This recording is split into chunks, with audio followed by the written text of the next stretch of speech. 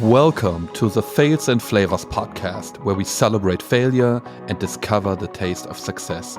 Dive into inspiring stories and valuable insights that will change your life. I grew up, my first passion was basketball. I found a lot of identity through it, because there were just not that many black role models in Germany. And when I was born, black was not the thing to be in Germany, it was like the N-word this, the N-word that. And Welcome to the Fails and Flavors podcast.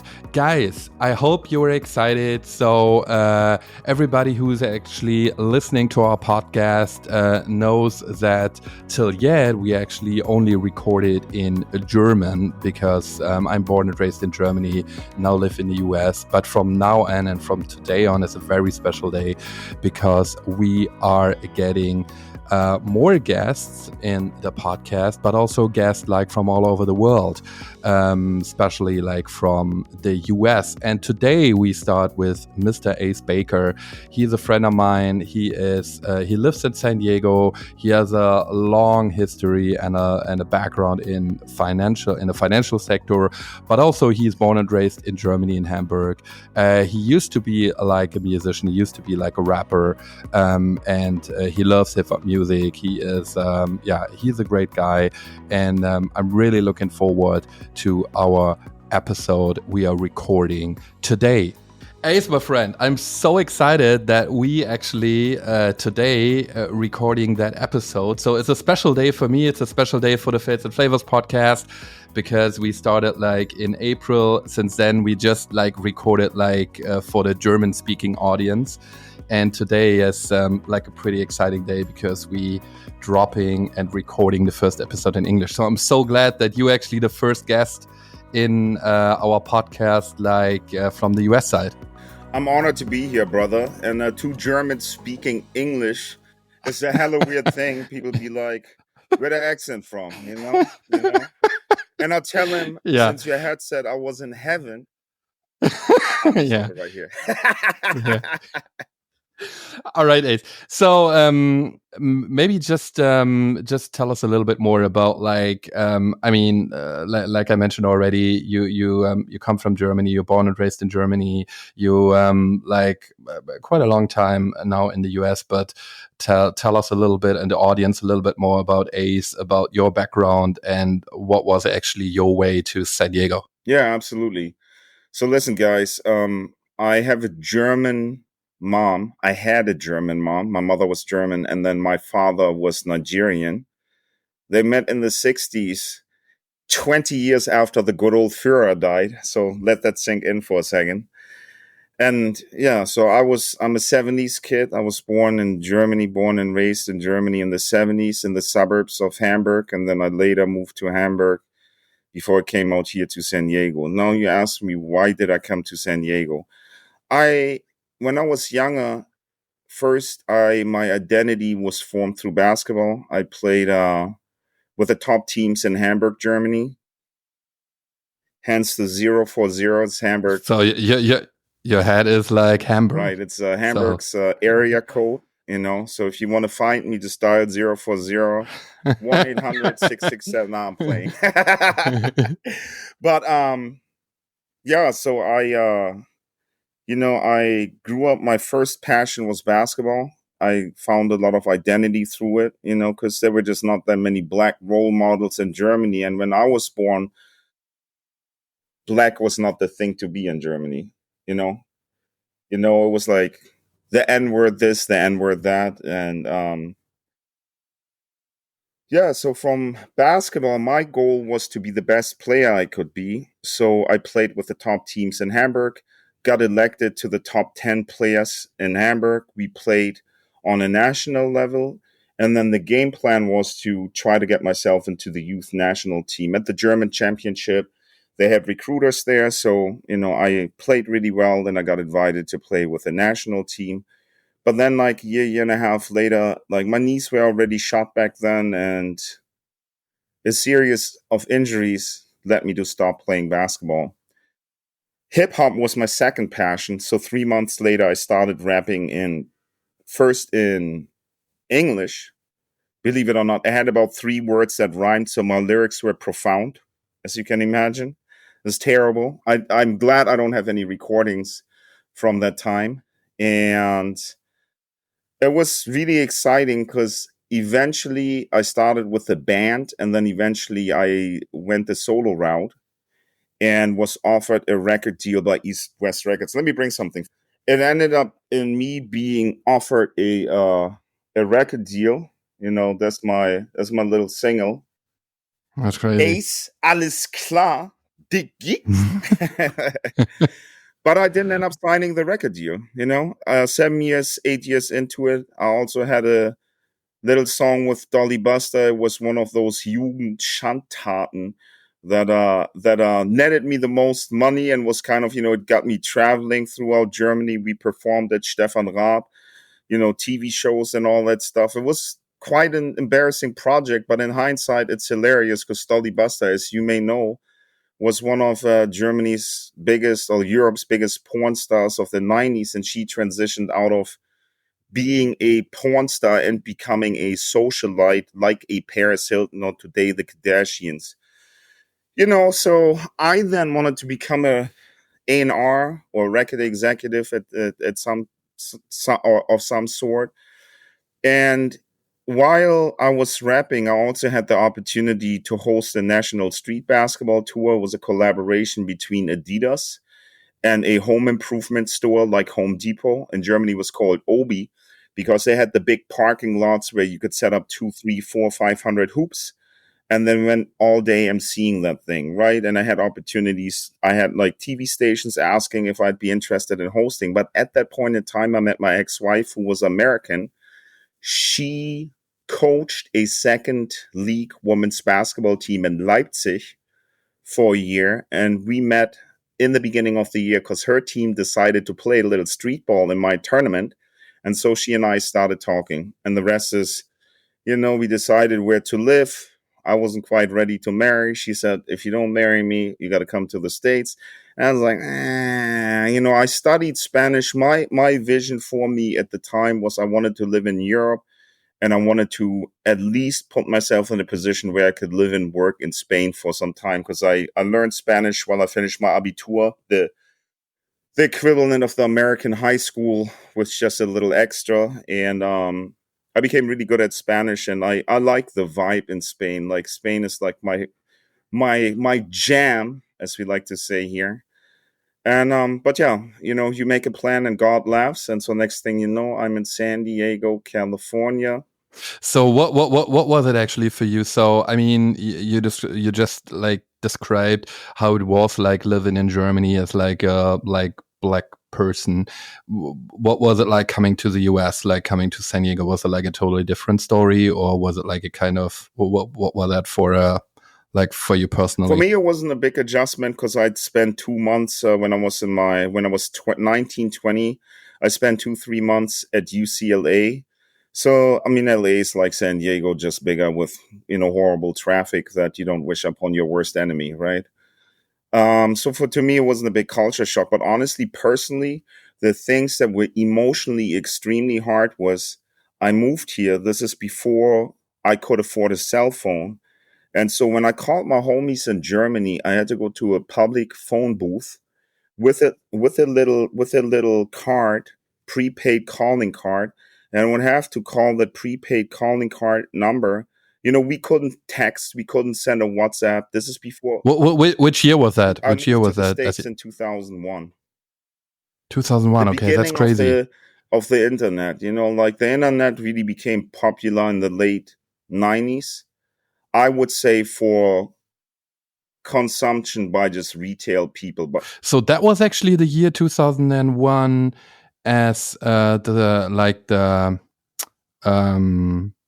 11th September 11th I happened moved here the actually. summer 22, 3 Okay, months that's later. The crazy. World Trade Centers were brought down by a heinous terrorist attack. Yeah, it was crazy. I got all these messages, emails.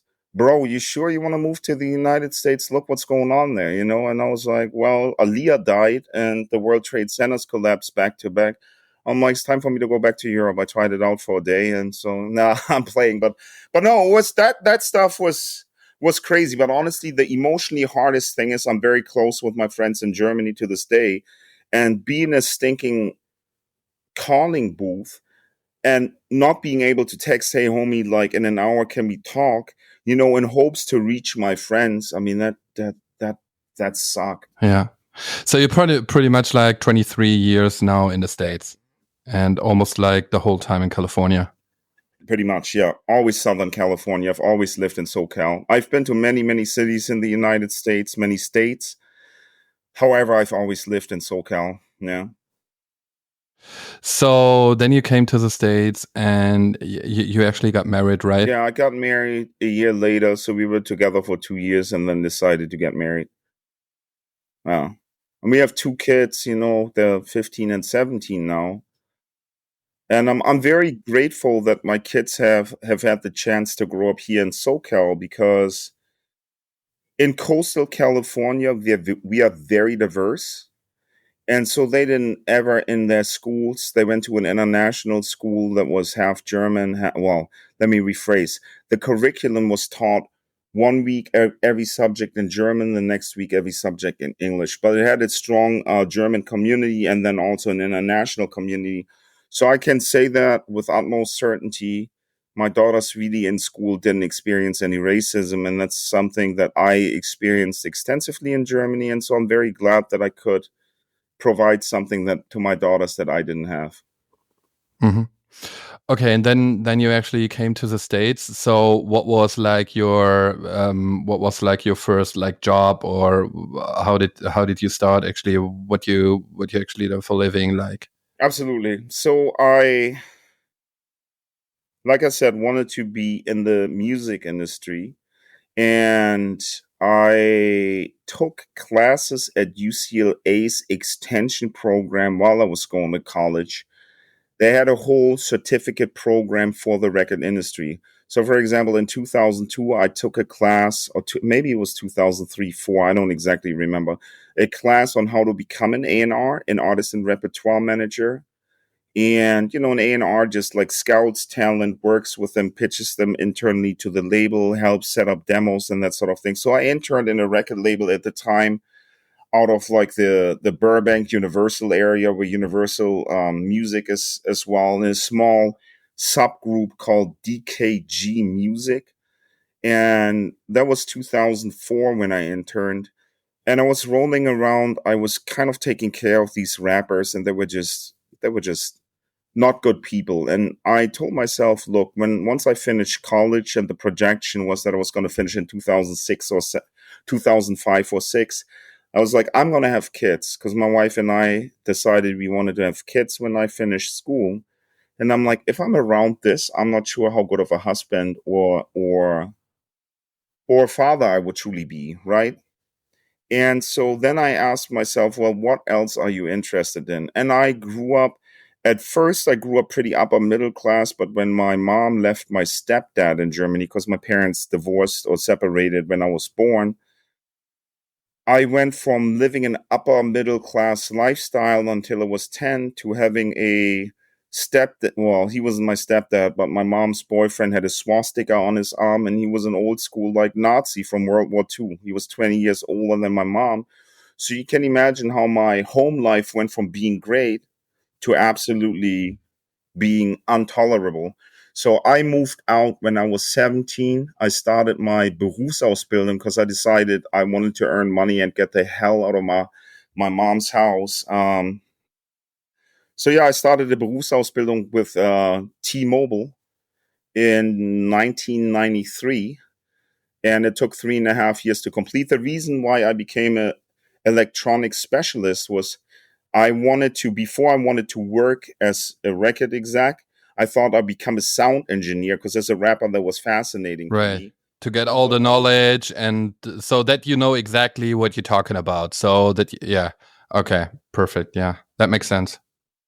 Yeah, so the only way to do this in Germany was you either had to study music, which reading notes and myself was like bad weather in California for a year, which is, I couldn't do it at the time. And so another segue into this sound, it was owned or was government run or state run into the sound engineering school was by having an apprenticeship, or as we call it in Germany, a Berufsausbildung in electronics. And that's why I choose T-Mobile, because it was a big reputable firm. And then I had an opportunity to do my apprenticeship there. But while I was doing my apprenticeship, I learned sound engineering ain't my cup of tea, because I was a rapper and I was around a lot of sound engineers. And oftentimes you record bands that you're maybe not aligned with. Oftentimes artists don't have the discipline and need being babied. And man, I ain't got no patience Hmm. for that Hmm. stuff. So Right. yeah, so then you asked me about my first job, right? So I interned in this record label and I was around these people. I disliked where hip hop went. Hip hop went from a community building tool, from the voice to the voice of the underdog, to NWA, the rise of West Coast hip hop, and saying, F the police, this, that, and the other, to then becoming really gangster rap, right? At least in my opinion. And like this whole gangster rap came with the bravado, the talk about women, the talk about your riches, and it's really not changed that much. And to me, I always loved beats, but a lot of the times the lyrics I couldn't identify with anymore. So I thought, since after we left in Germany, when my mom married or not married, but had this partner who was a alt Nazi, right? She um I lost my train of thought. So we were sorry, it's been a long morning already. But yeah, so anyway, so then I was pretty broke and money was always an issue. My mom made really a lot of terrible decisions because of her financial predicament. And so I wanted to learn how to invest. So real estate was really hot in the United States in 2003, 4, 5, 6, 7. So I bought my first investment property with my ex-wife in 2003. And since we couldn't afford anything in California, since I was still in school, we flew to Florida, toured the whole state, and bought an investment property in Jacksonville, Florida, back in Okay, that's 2003. crazy. Which we 2003. then, yeah, I've used property management. I've done the distance landlording thing. I had to learn how to operate that from a distance by switching property management firms, coming up with systems, and it taught me a valuable lesson about how to remotely manage real estate. But I wanted to understand how investments work and then also help other people along the way. So my first job then out of college, I wanted to work in commercial real estate, because residential real estate here in the United States is a lot of emotional talk. Does the like the wallpaper fit your needs, oh Mr. and Mrs. Klein? Isn't this a vintage charmer where you're being sold an old cottage? And I like the numerical part behind real estate. And so I was thinking commercial real estate would be the route for me to go. The ticket numbers are bigger. You buy a Hmm. house, half Right. a million bucks, million Right. bucks. You buy an apartment building, 3, 4 million bucks. And if you're on a commission only job, or a job that's partly commission, where you get a partial sales incentive, then how shall I say this? You may not sell as many properties, but the numbers are bigger. Right. The numbers are All it bigger. takes is one Right. $200 million building, and you can make a decent amount of money. And 200 million is like I didn't work on deals this big. My deals, when I worked in the industry, were between, I don't know, a million at the time in 2007 when I started, between a million and a half to like 20, 30 million, right? Those were big numbers for me. But the way I got the job is kind of cool. So I was in Las Vegas. I was 29 at the time, partying with my ex business law professor and his homies. One of the homies turned 40. And we were talking about real estate and opportunities. And my business law professor, who's now one of my best friends, became my mentor in some ways. We always talk business, and I learned quite a bit from him. And I told him about my plan to get into commercial real estate. There's a designation here in the US called CCIM, Certified Commercial Investment Member. I became a CCIM. I did their national leadership program, sat on the board of directors here. But he said there's a woman, there are only 2 teams in San Diego that are top producing commercial real estate finance teams for apartment buildings. So I looked the woman up whose name he mentioned, and found out where her office was. And I remember driving there very nervous because she had a reputation of being pretty brash, right? And being very direct and blunt. And when I walked into this office, I didn't have an appointment. I cold introduced myself. So, like Eminem, throwing up spaghetti on your swim, throwing up mom's spaghetti on your sweater. I can't remember what M said, but like, I was hella nervous and remember like having clammy hands, but outwardly cool. So I asked if I could speak with, this lady, and the secretary kind of gave me the side eye, and I was like, what did I do wrong? So I introduced myself as Ace Baker, right? And so what I didn't know, the backstory was kind of funny. They had two tots working in the office, but one of them they named Ace, and they would play pranks in the office. So Oh, the really? woman, the secretary thought I'm pranking them, and I didn't know any of that. So long story short, I sit there with a woman, and I just ask her a lot about her background, about the CCM designation, because she was a CCIM and she was the president here for the local organization. First, she served on the board, and then she became the president for a year for the local organization. And yeah, she liked me. She said, I'm a pass on your resume." Then I got invited to Irvine, which is in Orange County, and had a series of interviews. And then I had my first, that's how I got my first job. And so I got to work with the biggest and smallest apartment investors, some of the wealthiest San Diegans here in San Diego. Okay, and that was actually which year? That was 2007. I started in 2007. April of 2007. Yeah, So that was actually like your first job in the industry absolutely. Yeah. back then. Okay. My Okay. first real corporate job in America. Really corporate job. All right. And now we are like in 2024. So there were like a couple of like stations between. And right now you like joining Merrill Lynch, which is actually like part of Bank of America, right? Yeah, I can't really speak much publicly about what I do. I'm a wealth manager, but that's what I'm doing for my day job. Now it's just a compliance thing where I can't really go into details, but I am a wealth manager, financial advisor with a big bank Yeah. here in America. Yeah. That's crazy. Okay. And before you had like a couple of like other stations, like, I mean, when looking like to your LinkedIn account, there's like Charles Schwab, there's like a couple of other companies, so pretty big names. So, I mean, there's a kind of like, interesting that you actually came like from Germany in the US. Now you're like 23 years here, but you had already like a couple of like pretty big corporate companies you worked for. Absolutely. Yeah. Yeah. That's cool. And I think what's maybe even more interesting, after my stint in the bank, I decided I'm too far away from my family of choice, my friends in Germany.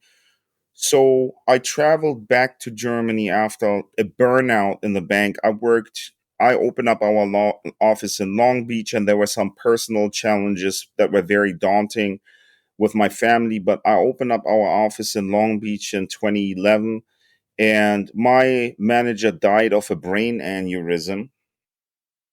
And I got a new manager, and at first he was cool, but then he ended up being the pressure cooker. He came out of investment banking, and told me I could have essentially. I had two small kids. I worked, this 6 days a week. I mean, Saturdays I did half a day, because you are a commission based person. I mean, I had a base salary, but in order to get the business started, I knew I needed to grind, so I would go in on Saturdays as well.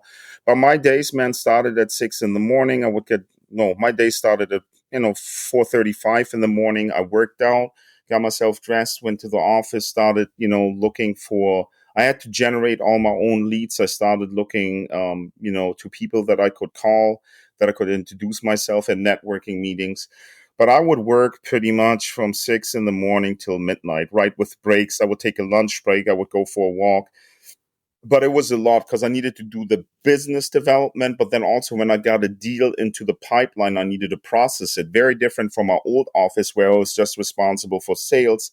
And we had a team of processors that could help package these deals. And they can be extensive when you buy an apartment building as an entity with other investors, right? Oftentimes it's bought in an LLC or as tenants in common. Then you need to package all of these individual investors, and that's the work I was doing at night, right? So after I had a burnout, I dealt with depression for the first time in my life. I didn't even know what that was, because normally I wake up and I smile. I want to get it when I wake up and have a great day. Really, I think life can be short, so I think like I love maximizing my day and like just putting the pedal to the metal. But I burned out, man. I couldn't. Mhm. But was it like because like working so much like It was not working so much. exhausting or It was really like having a hard time getting to my targets, and then being told by my manager, you can also come in on Sundays. And coming from Germany, when you like your kids a little bit and you like your friends a little bit, you want to have some time with the people who are most important in your life. And that bucket of needs of connection with the people who are meaningful and like important to me, that broke away. And somehow, I started thinking, why am I doing this? Well, what am I doing this for? And then you don't even have a manager who appreciates what you do and tells you, oh, you can also, you know, forget about your family. As long as the numbers are not right, you just got to come in on Sundays as well. And I was like, what is this? Right? yeah, right. Yeah. Why Right. am I doing this? Plus, I missed my friends in Germany. So I negotiated my layoff. The, the, actually the co-CEO of my line of business had my exit interview, and he was very generous. That's all I'll say. He was very kind to me, and I'll never forget that. So I had the opportunity to travel to Germany, find myself again. And then my oldest friend at the time, I'd known this gentleman since I was 4 years old, and I decided to start a business.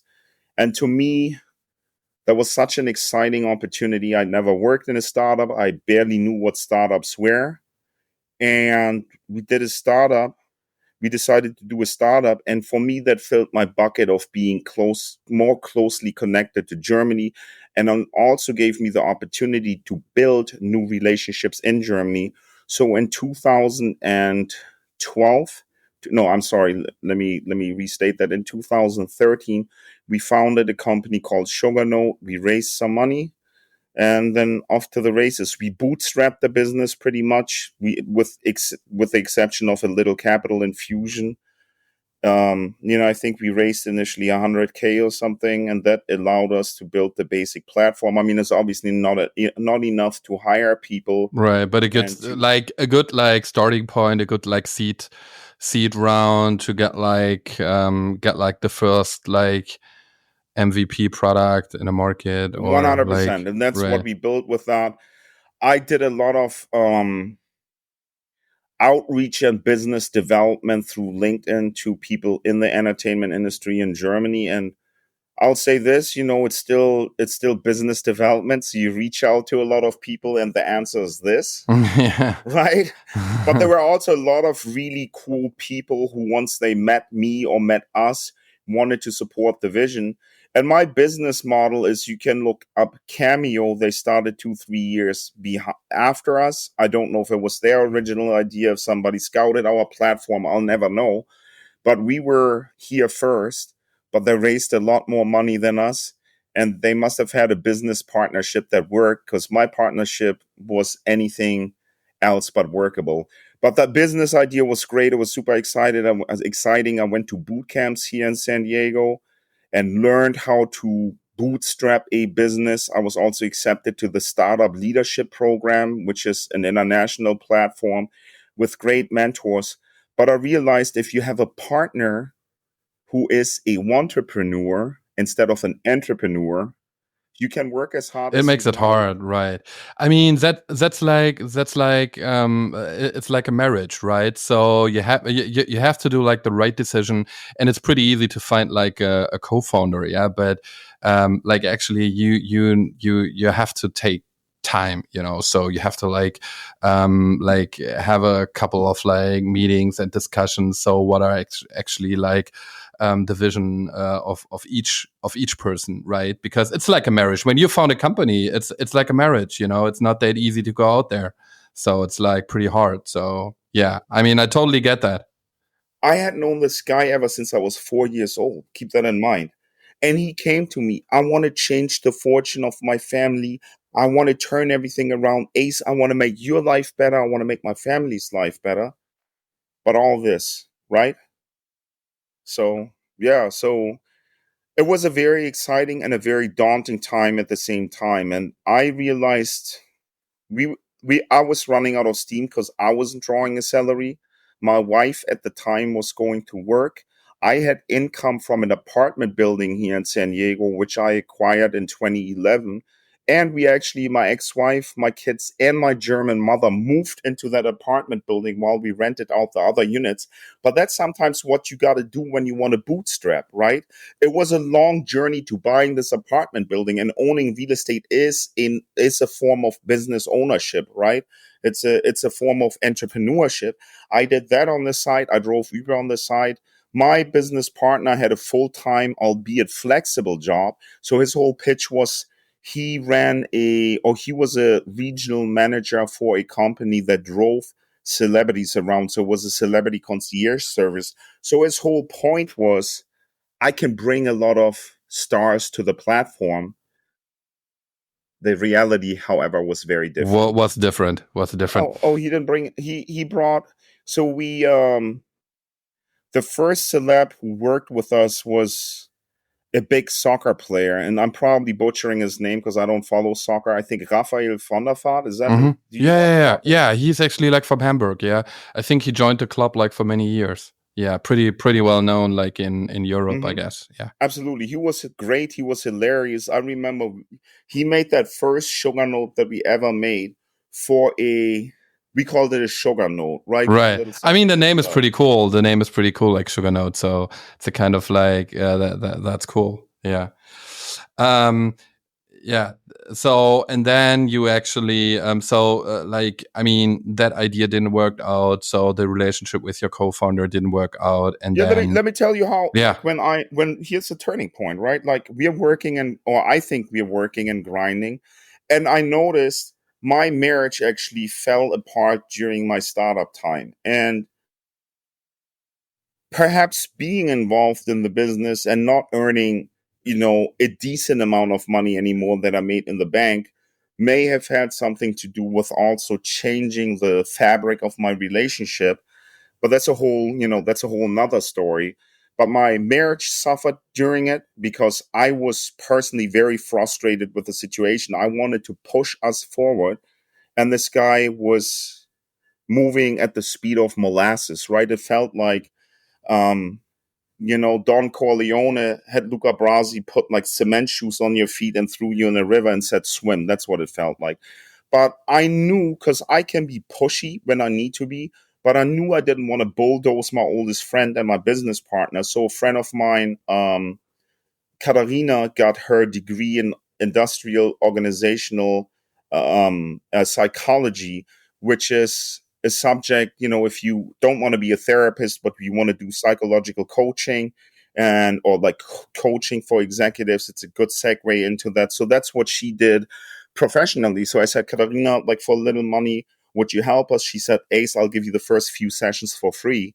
And so that was helpful because we then hammered out an agenda that we would knock out during the week. And then we would reconfirm and like make a new agenda and just figure out what we needed to do, while having her there almost also as an accountability partner. In one of the phone calls, she says, Matthias, what's the soccer score? I'm like, why is she asking him about the soccer score? So I call her after the call and I said, Katharina, why'd you ask Matthias about the soccer score? She said, you didn't see it? I said, see what? She says, in the reflection of his glasses, I saw another screen and I saw a soccer game on there. And so when she asked him that, he shut his laptop. So the disrespect to what our own business, to what our own time, to what me as a business partner, that was A the hundred beginning of the percent. end. A hundred I percent. realized this guy's not taking it seriously. He's not taking my situation, my predicament seriously. Bro, it's hella expensive to live here in California, especially if you have two kids. I wasn't We had just negotiated more money so I could draw a salary because they knew I was going through a transition. And then 2 months into this, My oldest friend disappears, stops paying me, and is not taking my calls anymore. So that's when I knew I was done. I mean, we legally separated the company and we were on talking terms while we did it. But in all honesty, if you have a partner like that who has such little regard for your life, you don't need that person to be eating at your table anymore. At least in my opinion, not. What was I mean, what what what did you learn from that, like? Because like you like you switched after you switched after that back to a corporate, so you joined like a corporate, but TD what was it? Ameritrade.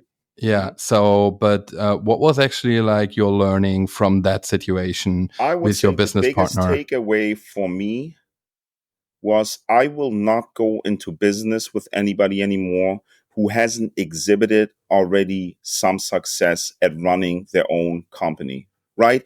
Because if you run your own ship, you have to show up without a boss telling you work. You have to do your homework without telling you work. I do YouTube at night because I always, I still love entertainment. I still love thoughts, as I used to write them down as a rapper. I still like philosophy. I like personal development. I like sharing. I like improving my friends' lives, their access to resources and everything. So, yeah.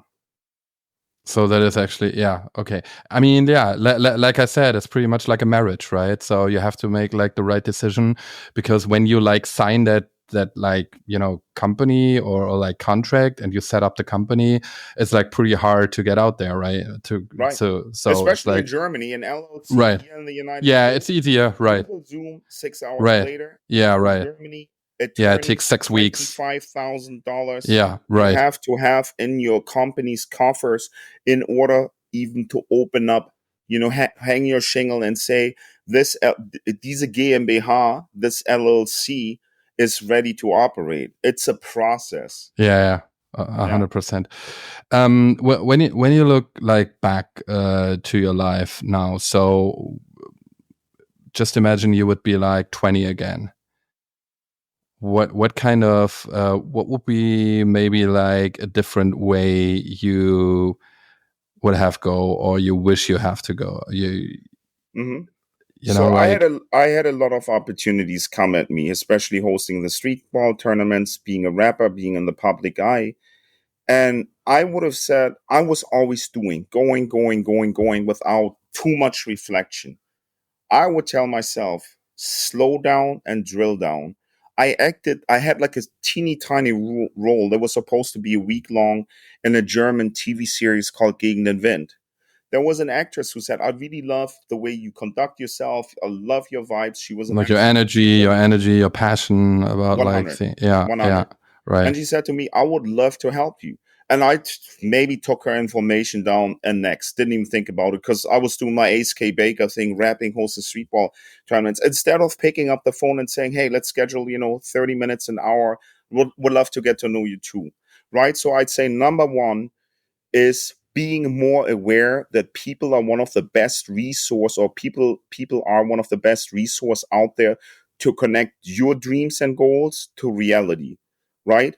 Because we can't do it all alone. Even when you have a solopreneur and you run a startup, you need people who can do your marketing, your content, all of that stuff, right? You can Yeah, start anywhere. remembers me on a quote like, your network is your net worth, right? Your I network mean, is your net worth. It sounds almost like millennial kitsch, right? Your network is your net worth. right, And it's but it's very all about true. that, right? Yeah, it's all about that, right? Um, all right. So again, when you look like back, like, I don't know, like 20 years, 25 years, are there any stations, or are there any like situation you wish you had like chosen like a different way, you know? Like Yeah, for example, with the music industry, I got so disillusioned with hip hop, yet at the same time, I am at spoken word events, spoken word open mic sessions in LA, and there was talent that could actually rap or drop lyrics that were 100% aligned with the way I was thinking. So instead of just thinking, oh, these rappers that I'm driving around are idiots, like I don't like their lifestyle, that's not in alignment with me. Why don't you go out a network of better people who are trying to have a positive impact, who are content creators, who are rappers, and work with them? No, I was just like, I don't like this trend. I didn't like this experience. I'm out. I would tell myself again, slow down and drill down and think more critically about the fact that you can possibly find alignment. You can bring artists to a record label that are not just profane and propagate stuff I don't believe in. And because, these days there's so many niches, right? There's Christian rap, there's, so I would have told myself, you're passionate about music. Music has never left me. I still freestyle and rap for the heck of it, even with my kids now. But I is still, that still, Ace? Is it still like something you like missing? I mean, right now you have like a different day job, right? I mean, you have like a day job for like 40 hours, 45 hours, whatever a week. Is that like something you like miss and like wish sometimes maybe okay that would be like cool to have that like as like a day job or like as your main project? well, that's why I'm doing YouTube at night, right? YouTube can open up the segue to many things. I, for example, recorded a few songs for which we've made little videos, but then they're not they're below the minimum viable product. They just need to be a little bit better for me to bring them to market, but it's not a priority item. My priority right now for me is scale my YouTube channel. So at the time when I reach certain metrics and goals that I've set out for myself, that I can then make a decision how I want to continue. Do I want to continue in this corporate world, or is YouTube really supporting all of my other goals? Because I can still dispense financial advice, just not with the licenses I currently have. I will need to revoke them and go into, a different direction. Will that happen? I don't know, because I currently love working with my clients. But, I'm continuously producing content and I'm meeting better and better people, and it's becoming more and more fun. I was just interviewed for a personal development conference, which will happen online, I think, in a week and a half. I think it's going to be great. And so more and more of that stuff comes into my life. And to me, it's kind of a form of what I like doing, right? It's what I'm passionate about. I write my scripts for the solo videos where I'm the talking head, so to speak. And I do interviews like you. I actually interviewed you. Yeah, we did. Yeah, for like the 85 AM, that was pretty cool. Yeah, I like that. Absolutely. I like that. So when you look back, Ace, what was Mhm. actually like the hardest time in your life? When you think like on like, I mean, it can be like a Sure. situation in business. I mean, you told us a little bit more about like your startup company, but also like on a personal side. What would you say? What was actually like your hardest time you had to go through? I think back in 20, toward the end of 2015, my marriage fell apart. And I realized I had to remove myself from this business and take a regular corporate job again. Nothing I wanted to do. I wanted to live between Germany, Europe, especially Spain, and then the United States. I wanted to truly build something that I could do internationally because I love working, man. I love grinding. I like helping people. I like having an impact. So it's not that I But a don't kind like of work. like more flexibility and like doing it more remote, hybrid, whatever. So And you don't have to show up like every morning at 8 or 9 o'clock. yeah, and it's not even that. Even if I have to show up every morning, if I was grinding for the startup, 9 hour time difference. Oftentimes I was working either late night, early mornings to meet my partner's needs, right? Because I was the one with more flexibility. I just did a little Uber driving on the side. But hands down, the hardest time was having my marriage fail. At the same time, my business failed and I lost both of my parents. I was depressed. I had suicidal tendencies, like in a sense that I had the feeling, screw me, I don't want to be here anymore. I don't want to do this anymore. I'm out of steam. I mean, luckily, I have beautiful daughters that give me purpose. And just thinking that if I'm not here anymore, my daughters would have to live without a father, and my friends would have to live without me. Of course, everybody's at some point replaceable, but these memories, I've lost a brother to suicide. I have lost friends to suicide. I've lost friends already now because, we are getting up there in age, right? And So that was super hard. And anybody who's going through depression, I hope you have good friends around you. I hope you have good support, because this is sometimes stuff we can't do alone. And I, What was your where did you get like support from and help? from my Like, friends, okay, okay. yeah, my biggest thing that keeps me going when everything else gets dark is my friends and my kids. I have really, really a handful of good friends around me that I can call 24/7, that always got my back. I got a couch, at my friend's house if I, because here I lost both parents. I'm alone. I don't have any family in the United States except for a younger brother who just moved here a couple of years ago, who to get his master's in computer science. But before that, I had like literally no family here. And if you're alone in a place in the United States, I would say connections are more superficial. And I should probably just speak for California. So if I revise that, I think people are outwardly more friendly, but they're not as committed to friendships as Germans are, from my perspective. And from what I hear other people say and from what I'm reading, right? It's just culturally different. And so yeah, that's what gives me purpose. That's what gets me through those phases. Is that also like when you're facing like challenges, like in the past or now or like in the future? Is that also like your source of like energy and like yeah, einfach good vibes, like your two kids, your daughters, and also like I'm your friends? blessed. Yeah, okay. I have the best friends and I have the best kids. I love my daughter so much. We have a very, of course I'm that dad, but we are like friends, right? We enjoy spending time with each other. My younger daughter wants to be more of a content creator, so sometimes we do stuff together. Not as much as yet as I would like, but all in due time and all on her time. Daddy's gonna be here. Tiana, Daddy's gonna be waiting for you when you're ready. But and my friends are just very collaborative. You met one of my friends in Germany, you know what I mean? So and I like connecting my friends because I know a rising tide lifts all boats, right? If I'm doing well, I can take more people, more of my friends along and help improve their lives. And I know if they're doing better, opportunities will flow my way as well. uh, and so we can all live a little bit better. When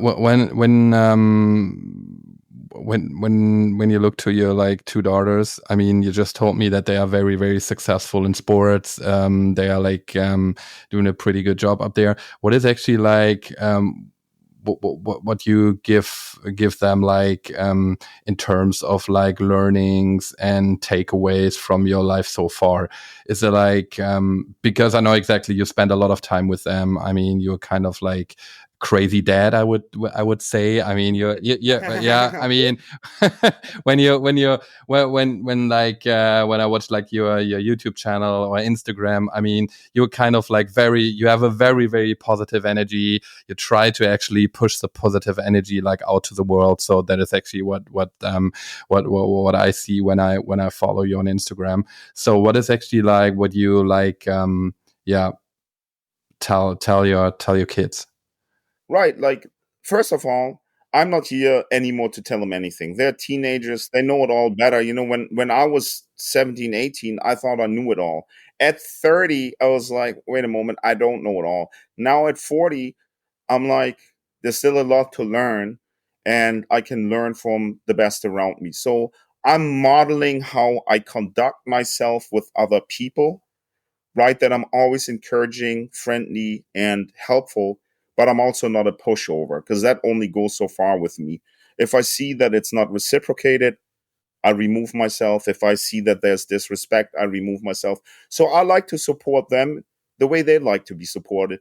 My younger daughter went through a breakup. She's like, Daddy, can you help me pick up my stuff? So we picked up one of her friends. So I was moral support.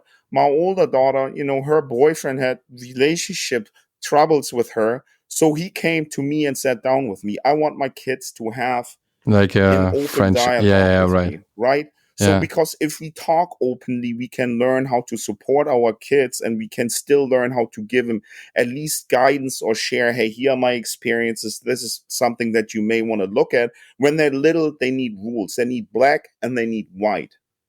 But when they're teenagers, they need more flexibility and more thinking things through and critical thinking skills. So that's how I support my kids, and then simply by being with them. Hmm. You Just know, spending like time, just spending time with yeah, them. Yeah. yeah, just Yeah. spending time with your kids. Put away your phone. Like, don't call your homies. Then leave your social media, whatever CNBC, whatever is on your phone. Just put that stuff away for a little bit, and have a family breakfast, a dinner, whatever that may be. And I introduce my friends to my kids. My older daughter wants to be a veterinarian. I said, well, it's very expensive to go to school in the States if you're not going to a state school. If you're going to a private school that sets you back $50K a semester, I said, Daddy ain't going to pay for it. But if you want to go to school for free in Germany, you have a German passport. So I connected her with another friend of mine who is a veterinarian, and now they're talking, right? So that's how I support my kids. I think that's so true because I just spent like 2 weeks with my daughter. She's like turning 7. So, and the most beautiful thing about spending that time with her. So we spent like 2 weeks in Spain with my brother and his girlfriend. And the most beautiful thing about that time was actually just spending time with her, right? Like from waking up in the morning, spending time, taking lunch, taking dinner, just sit down like with people you love, and I mean. In our days now, it's often about, okay, how successful you are, how much money you have, what car you're driving, what kind of like watch you're wearing, what kind of shoes you have. Stuff that doesn't matter. Right. Right. It's like so often it's only about like, what kind of stuff you have. Superficialities. Right. It is. Yeah. So, and then when you just realize, okay, it's more about like the people, it's more about spending time, it's more about like the connection, then everything else is totally, secondary, it's like so secondary. So what is actually for you like happiness when we talking about like a fulfilled life and happiness and like living your best life? What is that actually what for you is happiness, like spending time with the people you love? So to me, it's very simple, right? Happiness is a few things. Happiness is emotional freedom, financial freedom, good health, and time with the people that you care about. And for me, I always like meeting new and interesting people as well. So having community then. Do you know, have you ever studied the blue zones? Yes, I did. Yes, I did. That's pretty So the blue interesting. Yeah. zones, for those people who don't know it, it's 5 zones where they have most octogenarians, meaning people who are over 100 years old, right? And at first, people were thinking, oh, maybe it's diet. No, wait. Maybe it's exercise. Oh, no, wait. Maybe it's community. And you know what? The diets couldn't differ more from each other in some sense, but in some sense, they're also very much the same. Like in all of these blue zones, people don't eat a lot of processed food, hardly any. All of the people have some form of community that keeps them going. There's a documentary out on Netflix. I don't know what the name is, but it is about the blue zones. And you see 100-year-old Japanese women sitting there with their friends who they've known since they were 4 years old. That's crazy. That is That's crazy. worth Yeah. a lot. Right. I have a lot of friendships, and a lot sounds. I have a decent amount of friendships with people who I've known for 30 plus years. That's good stuff, my dude. You know what I mean? That's what's making me happy. And what makes me particularly happy is when I see my friends thrive and not struggle. You know what I mean? And I want to contribute that to that. I've gotten multiple friends jobs in different areas where I had connections. I have supported my friends, and my friends have supported me in return, right? So that I love that. I love seeing everybody eat well. Mm-hmm. So we discussed at the beginning that you're actually like born and raised in Germany, and then you came to the US. What is from your point of view like the biggest difference? Because you live a kind of like in two worlds too. So you still have like your connection to Germany, you still have like friends and company up there. What is from your point of view like the biggest difference between both countries? So I think, for example, not Europe, but Germany and the United States, or I should say California, New York, are very, very similar from a work ethic standpoint, except I think Germans socialize a little bit less at work and are more productive. But Americans work longer because they have a lot less vacation. In Germany, it's not uncommon that you get 26 to 30 days the day you start working. Here in the US, you need to earn your vacation time first. You need to accumulate it over a couple of years or whatnot, over a year, year and a half. And I would say that creates a certain similarity, this whole drive to materialism, to doing well financially. That's, in Germany, and I think in southern Germany, we say schaffe, schaffe, Häusle baue, right? That means like work, work, build a house. So that's very much aligned with how people think here too. It's all about the hustle and grind. But I think where we're different is even in Germany, we have a social economy that bolsters the weakest links in our economy. So unless you want to be out of the system, there are ways for you to survive. Here, you get unemployment maybe for 4 to 6 months and you're out. And nobody can pay rent on unemployment in San Diego. That's a very, very tough thing to do. So I'd say, people always say, oh, you must have it wonderful in California. And, if I take my camera, I don't know if we can see it, but I I can look out my window, I can see the ocean from my view, and that's nice, and the weather is good, but it comes with a completely different set of problems. The pressure here to perform is Yeah. very It's high, much more. and Yeah. Yeah. you It's do much not have a higher. great social system Yeah. to catch you when you're falling. One, but then on the flip side too, it's much easier to get business if you're talking business off the ground, right? So those are some big differences. I think socially, I spent a bunch of time in southern Spain and seeing how cohesive families and friendships are and how important it is for people to be together. That's what I wanted for myself, right? Because at the end of the day, I need a roof over my head. Okay, I'm just saying, I have ocean views. I never had ocean views in my whole life until I moved into this place.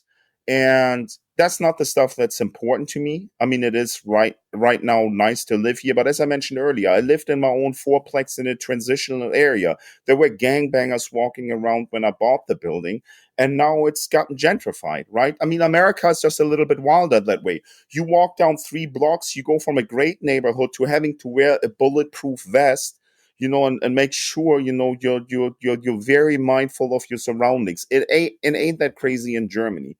In Germany, you don't want to get out in the wrong hood either, but most likely you'll live. Like here, that's not so sure. You remember all these killings in Florida. Remember how German tourists went to Florida, took the wrong turn, and next thing you know, they were no longer. Yeah. Yeah. You Right. remember that? Yeah. Yeah. Right. Yeah. That's crazy. Right. So that's a big difference. Yeah. It is.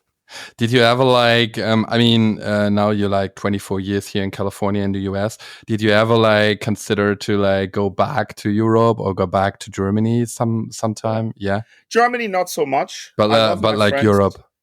but Europe as a whole, yes. But in an ideal world, my daughters will probably spend more time here than in Europe, at least from what I'm seeing now. I don't think that they will not enjoy spending time in Europe. I just don't know if the interest is there yet. Right? I've shown them Spain, I've shown them Germany, a couple of other countries, but mainly Germany and Spain. And they like it. The last time I took them to Barcelona 2 years ago, and they were like, Daddy, we finally understand why you like this place so much, right? So I want to be close to my family of choice and my daughters. That's my goal. And to be able to explore this world a little bit, because traveling to me is a huge personal development tool. First, it's always my aspiration to know at least a few things in the language of the country that I'm traveling to, and so I would like to truly be able to be mobile, that I can set up my studio where I'm recording, or my real estate business that I'm doing, from anywhere in the world. That would be a dream of mine. An attainable dream, that is, I think. Mhm. All right, Ace. It was it was so cool. It was like a very very cool conversation, cool episode. So I'm so thankful that you like joined our first like English episode. That was pretty good and yeah, very inspiring. So pretty was awesome. That was Well, cool. listen, brother, thank you so much for having me on the show. I'm happy to share any sort of resources. I mean, on my YouTube channel, I'm creating more and more personal development / travel / business content. Yeah. So, Yeah, we will put like your YouTube channel and your Instagram account in the description under the video and under the podcast episode. And yeah, thank you so much, Ace, for your time. Thank you so much. That we are recording that on a Sunday, so it's actually like the yeah, of day course. off. So it's not Yeah. like yeah, I'm so thankful. No, it's and my so grateful. pleasure. Look, this is the stuff that I enjoy doing. Seeing you. Even though I can walk to your house now, which I may be doing later. Yeah. But just seeing you being here and like elevating your crew as I like to elevate my crew, that's the stuff I'm doing. And of course, if questions come, I'm happy to answer. Anybody who has any questions, personal development, business, travel. I mean, like I'm here to support. If you need anything, for your audience, just let me know, brother, and we will get it done. That's perfect. Awesome. Okay, party people. So when you actually like the episode, then yeah, we happy when we get like a like and thumbs up. So yeah, we pretty happy, and we hope you enjoy the episode. If you have any further questions after we drop the video, then just put it in the comments. And Ace, again, thank you so much.